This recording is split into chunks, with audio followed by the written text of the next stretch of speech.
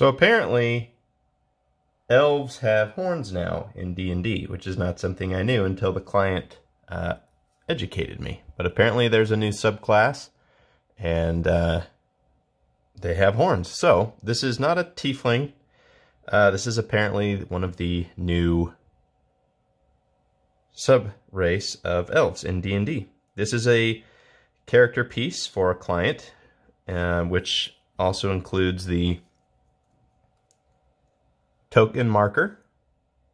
Okay, the idea was to have an elven wizard, and he wanted to have some sort of something a little bit extra to push it over the top. And so we went with a flaming book and matching staff to kind of push this project over the top. And it took a while, but I think it came together pretty well. So the beginning of the project, we started with a Sister of Silence from Games Workshop and repositioned it, reposed the leg and used the torso. The arms are actually from a Sister of the Thorn also from Games Workshop. It's a fantasy Warhammer Fantasy box set, and we used the arms, part of the staff, and the head for that. The cloth was done in several layers, starting with the bottom coat, and then working up to the little shawl underneath here, which was originally going to be the mantle, and then the upper cloak mantle was actually then split and resculpted into two pieces, and a hood was added to kind of stick closer to the inspirational art that the client provided. The arm was sculpted from a paper clip so that it would be the pose that we wanted, it would be the position that we wanted. A lot of little details here, we'll zoom in.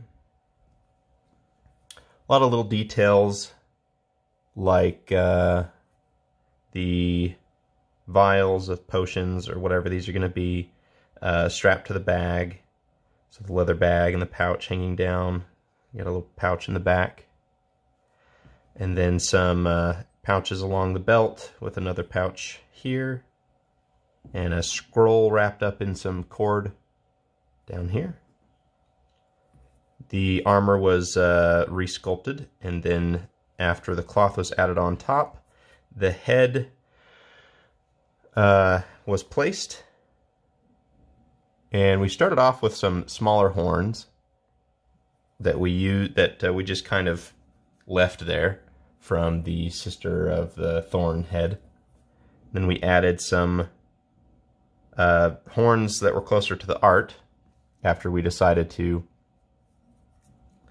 kind of expand it, kind of build it out. So we kind of copied the hair from the art and the horns, which I'm glad we did because I think it looks a lot better. And then the staff was shortened, and then the flames added.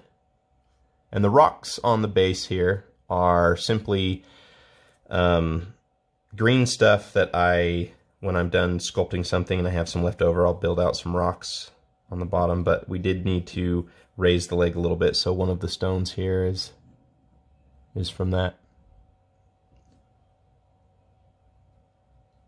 So there we go. The miniature includes complex cloth, hair, flames, and some repositioning with the base miniature, all of which we have covered in some tutorials on the Patreon. So if you're interested in learning how any of this process is done, whether it's the cloth, the hair, fire, anything like that, check us out on patreon.com/lastlightcreative. Thanks so much.